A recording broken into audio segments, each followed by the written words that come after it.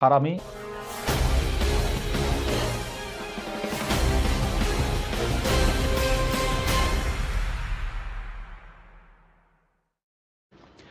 नमस्कार, मैं हूं बिलाल मलिक और आप देख रहे हैं मेरे साथ नेशन न्यूज 10। और चलिए बुलेटिन में सबसे पहले बात करेंगे सहारनपुर की। सहारनपुर में लगातार दिल दहला देने वाली घटनाएं सामने आ रही हैं। ताजा मामला जनपद सहारनपुर की थाना कुतुबशीर क्षेत्र का है, जहां पर अवैध संबंधों के चलते दोस्तों ने यहां पर दोस्त को मौत के घाट उतार दिया है। दरअसल पूरा मामला एक सप्ताह पहले का है, जहां पर थाना सरसावा क्षेत्र में एक शव कंकाल के रूप में मिला था, जिसके बाद परिजनों को यहां पर निशानदेही पर उसकी शिनाख्त की गई। 2 महीने से लापता शाहनवाज निवासी मानक मऊ थाना कुतुबशीर क्षेत्र में रह रहा था। पुलिस ने यहां पर गहनता से जांच पड़ताल की इस पूरे मामले को लेकर, और मामला प्रेम प्रसंग का निकला है, जहां पर 3 दोस्तों ने ही अपने दोस्त को स्मैक पिलाने के बाद गला दबाकर उसकी हत्या कर दी थी और फिर शव को पेट्रोल से जलाकर खाक कर दिया था। जिसके बाद इस पूरे मामले को लेकर गंभीरता से पुलिस जांच पड़ताल कर रही थी। जी सर, क्या खुलासा किया जा रहा है कुतुबशहर पुलिस द्वारा जो एक मर्डर हुआ था? थाना कुतुबशहर में 30 जनवरी को एक युवक लापता हुआ।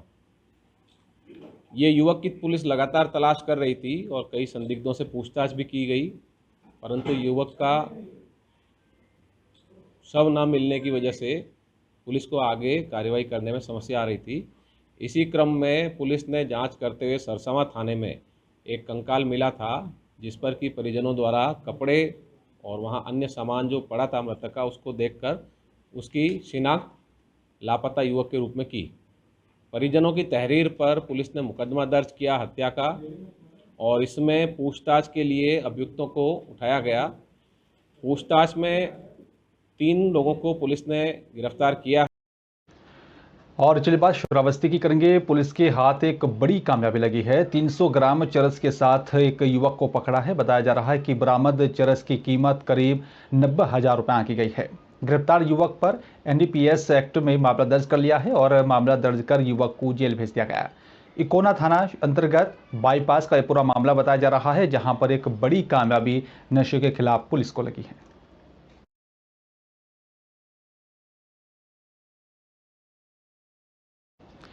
और चलिए बात मुरादाबाद की करेंगे। बता दें कि यहाँ पर जनपद मुरादाबाद के मुंडा पांडे थाना क्षेत्र की ग्राम पंचायत बीनावाला की रहने वाली विवाहिता नजराना ने यहाँ पर अपने जेठ और साथी जेठानी पर अपने साथ मारपीट करने और नंद से जमीन नाम कराने को लेकर मारपीट करने का आरोप लगाया। पुलिस को यहाँ पर तहरीर देकर कार्रवाई करने की मांग की है।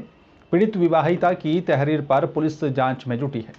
सत्य पाए जाने पर बताया जा रहा है कि पुलिस की तरफ से कार्रवाई की बात भी कही जा रही है। और पीड़ित जो है गुलफसना ने भी यहाँ पर जानकारी देते हुए बताया कि यहाँ पर मेरे बड़े भाई मुझको जान से मारने की फिराक में लगे हुए हैं और आए दिन मेरे साथ मारपीट करते रहते हैं और मुझे घर से निकालने की भी धमकी दे रहे हैं। अगर मैं घर से निकल जाऊंगी तो वो जो मेरे नाम की ज़मीन है, बड़े भाई उस ज़मीन को कब्जाने की फिराक में है।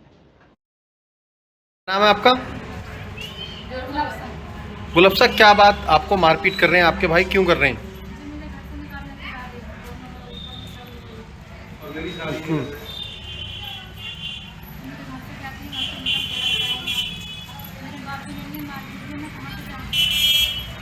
क्या जमीन आने वाली है आपके नाम में, इसलिए मारपीट करते हैं? कितने बीघे जमीन आने वाली है आपके नाम में?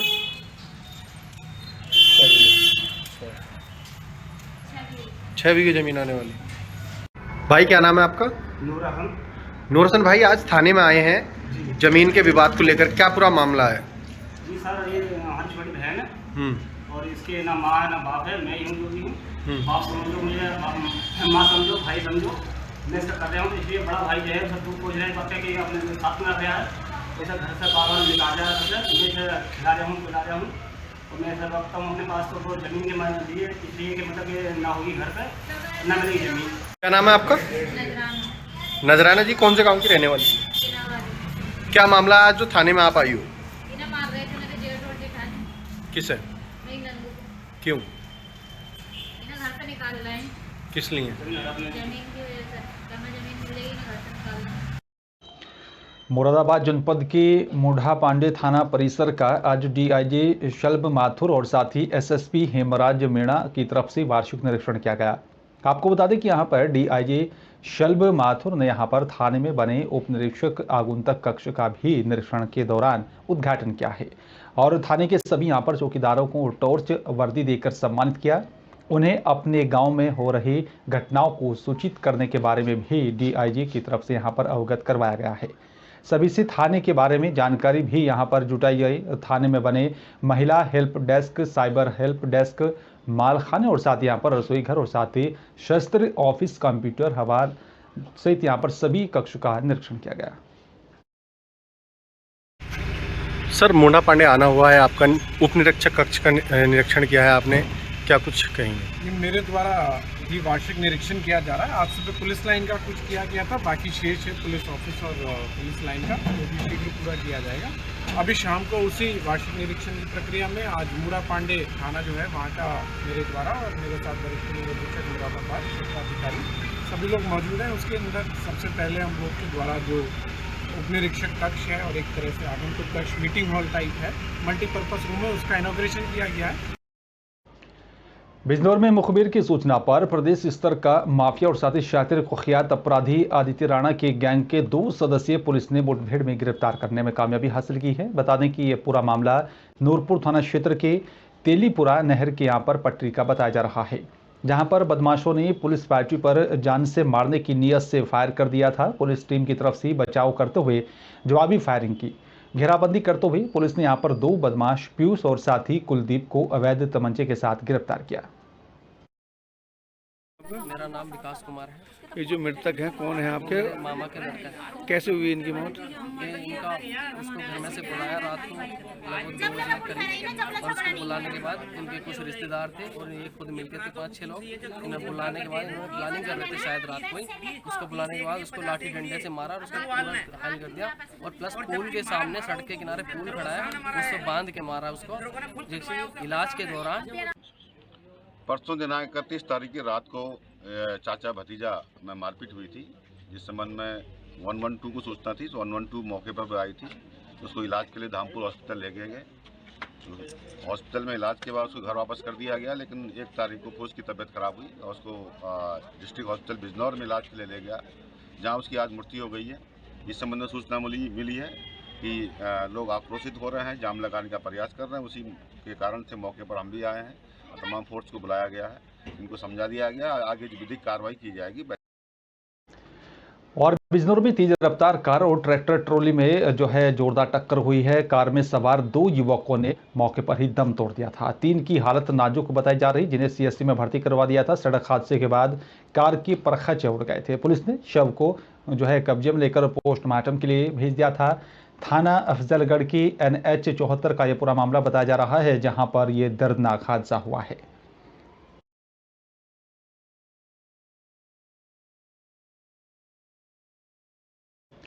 चलिए बात अल्मोड़ा के सोमेश्वर की करेंगे। अल्मोड़ा जिले के विकास खंड सोमेश्वर की मैं यहाँ पर बता दें कि कैबिनेट मंत्री और साथ ही सोमेश्वर विधायक रेखा आर्या ने सोमेश्वर विधानसभा में त्रिवेणी घाट के निर्माण और साथ ही सौंदर्यीकरण को लेकर लकड़ी टाल के भी यहाँ पर स्थानांतरण कार्य का विधिवत भूमि पूजन कर शिलान्यास किया। इससे बता दें कि यहाँ पर दोनों ही यहाँ पर कार्यों की कुल लागत बताया जा रहा है कि यहाँ पर करीब 90 लाख रुपए है, और साथ ही बता दें कि यहाँ पर 15 लाख के करीब दोनों यहाँ पर जो है काम किए जाएंगे। कैबिनेट मंत्री ने बताया कि यहाँ पर ये कार्य कुल 3 भागों में बनकर पूरा होगा।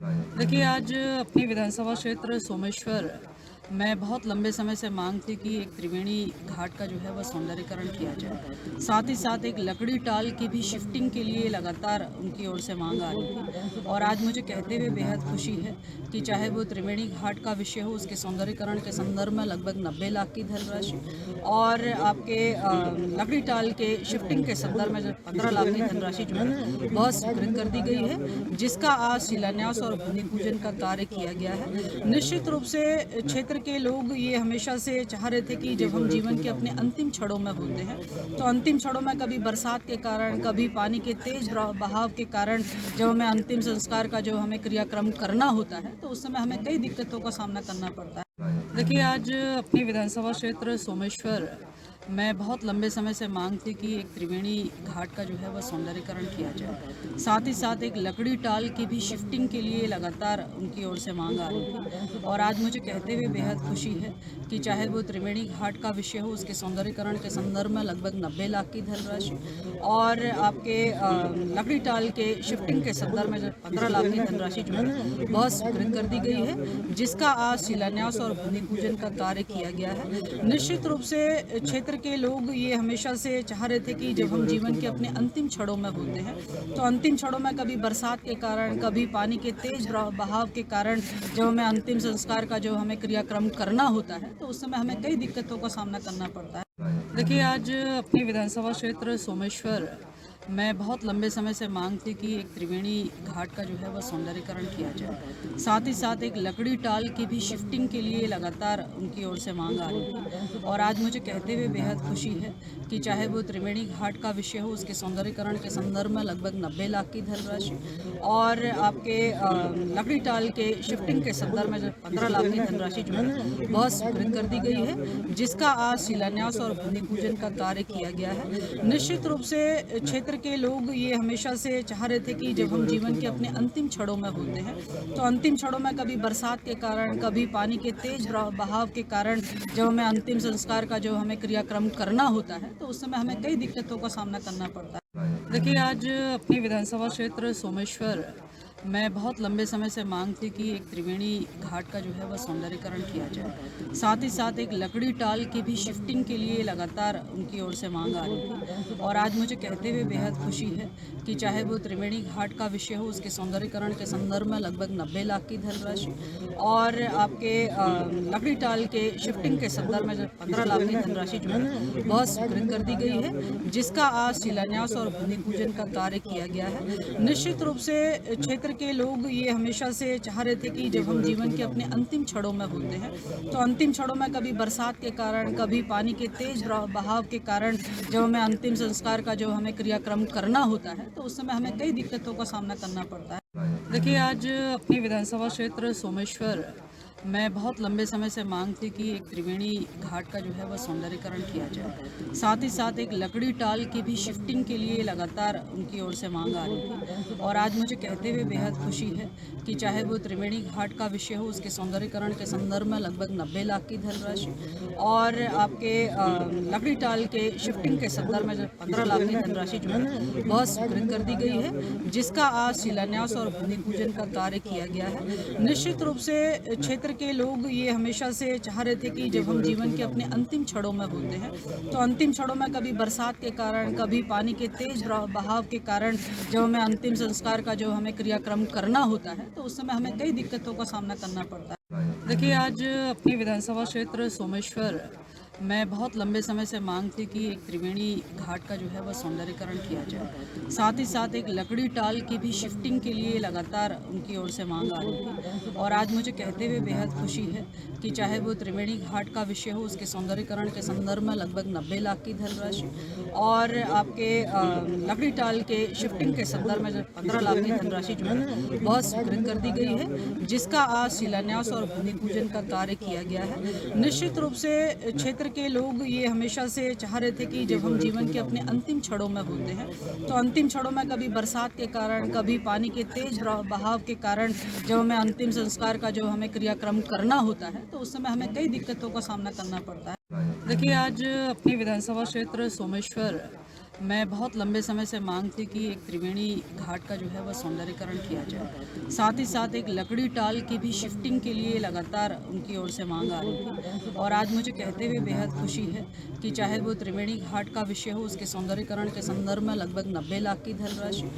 लक्सर के चंदन पैलेस में रिपब्लिकन पार्टी ऑफ इंडिया के प्रदेश अध्यक्ष शिष्टपाल संदीप प्रदेश सचिव के साथ यहां पर जिला जो है अध्यक्ष अंकित चौधरी ने पत्रकारों को संबोधित करते हुए बताया कि यहां पर पार्टी के राष्ट्रीय अध्यक्ष और साथ ही केंद्रीय राज्य मंत्री सामाजिक एवं न्यायिक विभाग के आगामी 6 अप्रैल को लक्सर पहुंच रही है, जिसमें यहाँ पर पार्टी के तीनों नेताओं ने यहाँ पर लक्सर चंदन पैलेस में होने वाली जनसभा की तैयारियों को लेकर बातचीत की। मंत्री जी में 6 अप्रैल को यहाँ चंदन पैलेस में लक्सर में आ रहे हैं, तो हम यही चाहेंगे कि मंत्री जी यहाँ पर आकर कुछ जो यहाँ की धरातल की समस्या है जो केंद्र तक नहीं पहुँच पाती उन्हें सुनेंगे और उनका जो भी जिस तरह से भी उनका समाधान होगा मैं निकालने की कोशिश करेंगे, इसलिए भी उनको यहाँ पर बुलाया जा रहा है। चाहते हैं उत्तराखंड में रिपब्लिकन पार्टी की नई लहर आए और यह पार्टी आगे बढ़े। किसानों के मतलब सियासी देखिए, हम तो किसानों के लिए ही काम करते हैं और किसानों का मुद्दा ही उठाएंगे मंत्री जी के सामने और किसानों की ही बात करेंगे। यहाँ मंडी की वो मांग करेंगे, बड़ी मंडी हो जाए अनाज की उत्तराखंड में। अन्य मंत्री जी 6 अप्रैल को परसों यहीं पे चंदन पैलेस में लक्सर में आ रहे हैं। हमने उनकी यहाँ पे एक बड़ी जनसभा रखी है और लगातार पिछले 1 महीने से हम इस जनसभा के लिए गांव-गांव में प्रचार भी हमने काफ़ी किया है।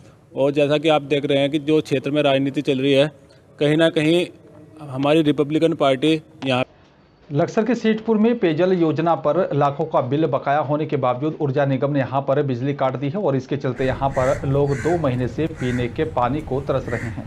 विधायक और साथ ही सांसद यहां पर जो है गुहार लगाने के बावजूद भी बिजली चालू नहीं हुई है। इस पर ग्रामीणों ने कांग्रेस के कार्यकर्ताओं के साथ धरना देकर रोष जताया है।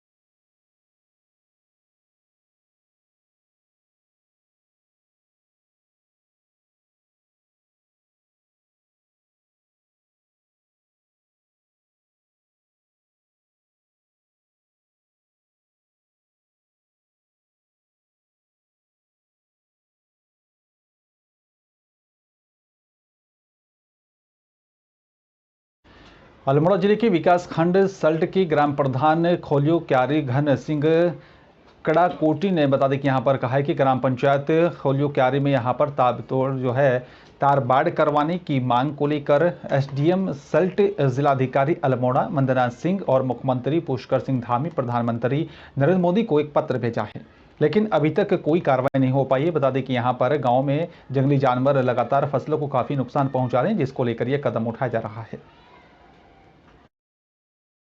ये आज सुबह थाने पर सूचना प्राप्त हुई थी कि एक युवक ने जो भवानीगंज में किराए के मकान में रहता था सुसाइड कर लिया है फांसी लगाकर। पुलिस टीम मौके पर रवाना की गई थी। सबको कब्जे में लेकर पंचायतनामा भरा गया है और पोस्टमार्टम करवाया गया है। यहाँ सिंचित भूमि होने से यहाँ के किसानों का मुख्य व्यवसाय कृषि है, जो इनका आजीविका का मुख्य स्रोत भी है। लेकिन कुछ वर्षों से यहाँ जंगली जानवर तथा आवारा पशुओं से यहाँ के किसानों की फसलों को नष्ट कर दिया जाता है, जिससे कि यहाँ के किसान काफ़ी परेशान हैं और रोज़गार की तलाश में पलायन करते जा रहे हैं।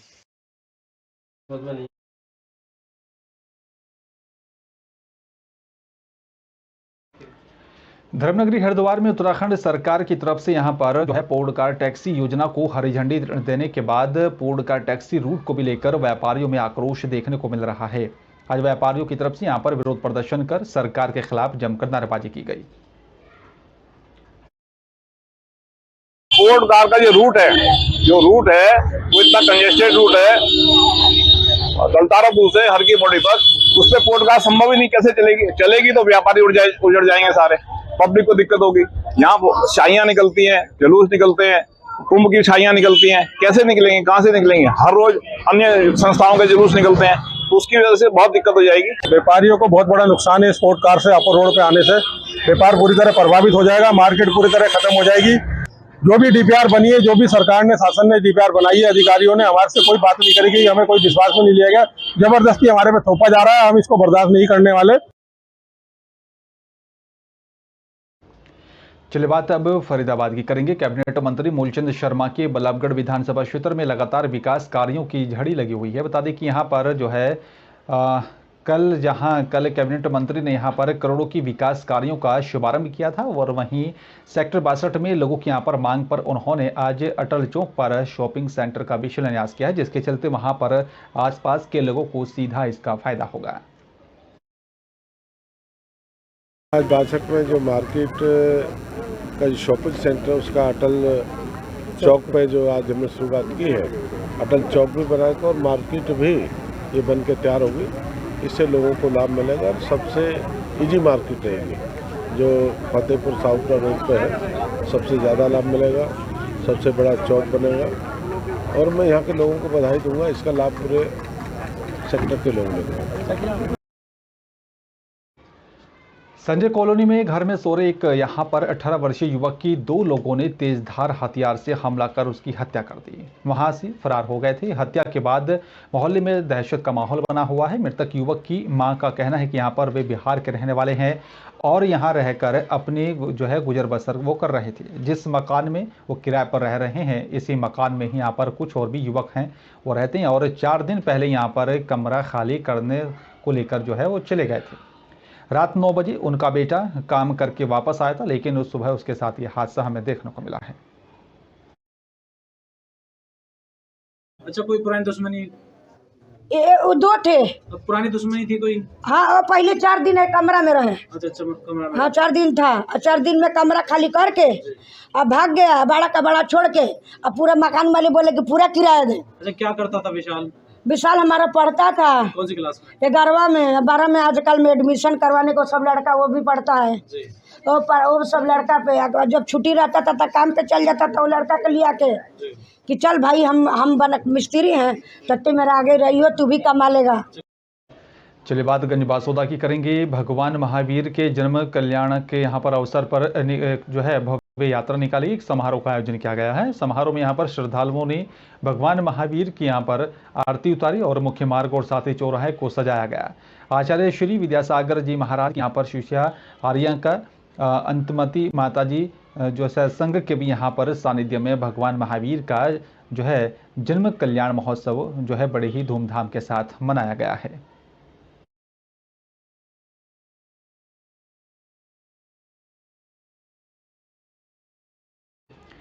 और चले बात अब गुजरात के सूरत की करेंगे। मानहानि केस में राहुल को सूरत सेशन कोर्ट से जमानत मिल गई और बता दें कि यहाँ पर सजा खत्म करने की अपील पर सुनवाई जो है अब 13 अप्रैल को मानहानि केस में सूरत की सेशन कोर्ट ने राहुल गांधी को सोमवार को 15,000 के मुचलके पर जमानत देती है और ये तब तक रहेगी जब तक कि यहाँ पर राहुल की अर्जी पर फैसला नहीं हो जाता।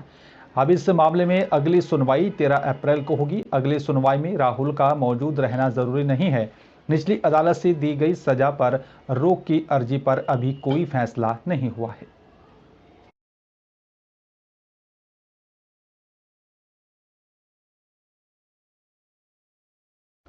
विदिशा जिले के पठारी में बता दें कि यहाँ पर मंगलवार को सुबह 9 बजे के करीब आर्यका रत्न विज्ञानमती माताजी के संघ के यहाँ पर भव्य आगवानी हुई और खुरी में बता दें कि यहाँ पर जो है बिहार करके पठारी नगर के पास कृषि उपज मंडी की आर्यका संघ के यहाँ पर डीजे बैंड बाजे और साथ ही बता दें कि यहाँ पर 3 किलोमीटर सड़क पर रंगोली सजाकर तहसील कार्यालय खरई रोड थाना ग्राउंड तालाब route main market bus stand Shah Mohalla होता हुआ जो है श्री दिगंबर जैन मंदिर पहुंचा। वहां पर आर्यका संघ ने यहां पर पठारी के अतिशयकारी बड़े ही बाबा श्री आदित्यनाथ भगवान के दर्शन किए और बता दें कि यहाँ पर काफी संख्या में श्रद्धालु और भक्त मौजूद रहे।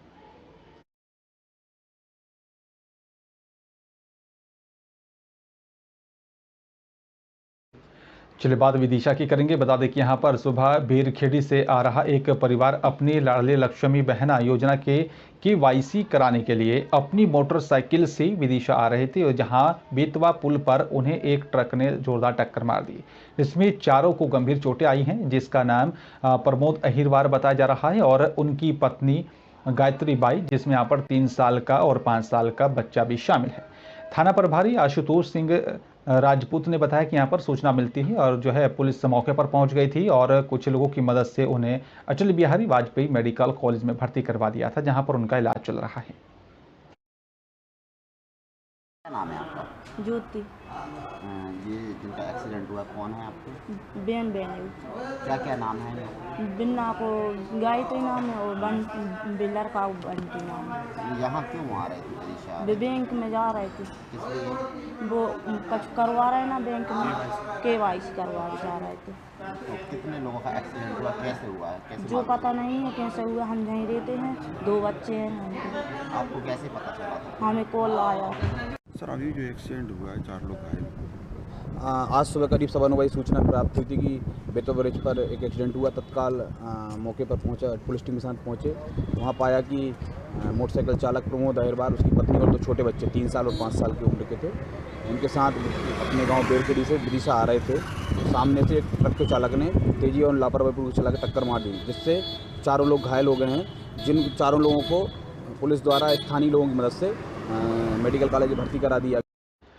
और फरीदाबाद के सिविल अस्पताल की OPD के रूम नंबर 22 में आग लगने का मामला सामने आया है। कर्मचारियों ने फायर सिलेंडर से आग को बुझाया और मौके पर फायर ब्रिगेड की टीम और साथ ही पुलिस भी पहुंच गई थी। सिविल अस्पताल के कर्मचारियों के यहाँ पर सूझबूझ से बड़ा हादसा होने से टल गया है।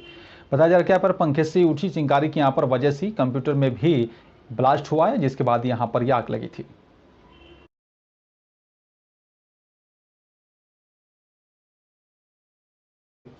और फरीदाबाद के गांव छायसा में पुलिस प्रशासन ने यहां पर गौ रक्षकों की तरफ से बचाए गए गौवंश की जान। छायसा थाना क्षेत्र के अंतर्गत सुबह करीब 6 बजे पुलिस और साथ ही गौरक्षा दल के कार्यकर्ताओं ने यहां पर एक कैंटर में बंद हुई यहां पर गौवंश की यहां पर गाड़ी को पकड़ा, जिसमें उनकी तस्करों से यहां पर मुठभेड़ भी हुई है। मौके पर थाना छायसा की पुलिस भी मौजूद रही। आपको बता दें कि यहाँ पर एक बड़ा अच्छा काम किया गया है। को पकड़ा है आपने, गाड़ी पकड़ी है, कितनी गाय बरामद हुई हैं और क्या कुछ कार्रवाई यहाँ पर होती नजर आ रही है? 32 गौवंश इस गाड़ी में पकड़े हैं। 6 टायरी बंद बड़े डिब्बा था ये, जिसकी सूचना हमारे पास काफ़ी दिनों से थी और हम लग भी रहे थे इसके लिए। और ये इधर उधर हमें चकमा देकर कभी कहीं से रूट चेंज करके निकल जाती थी, लेकिन आज इसे हमने काबू किया है। क्या है गौ तस्करों से, मामला क्या है पूरा? ये जो गौ तस्कर थे ये अलीगढ़ की तरफ से गायों को भर के ला रहे थे और ये मेवात जा रही थी कटने के लिए। तो हमें अपने मुखोरता से सूचना मिली थी। सूचना मिलने पर ही हम उसी आधार पर नाकर लगाकर खड़े हो गए।